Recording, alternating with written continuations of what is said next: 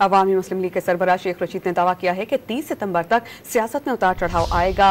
सियासी मौसम अबरालूद हो रहा है। इस्लामाबाद की मीडिया अदालत में मकामी गुफ्तगू करते हुए शेख रशीद ने मुतालबा किया कि जो अरकान असम्बली के अंदर से गिरफ्तार हुए उस पर स्पीकर का रद्द अमल लें। स्पीकर ही असम्बली का निगरान और चौकीदार होता है।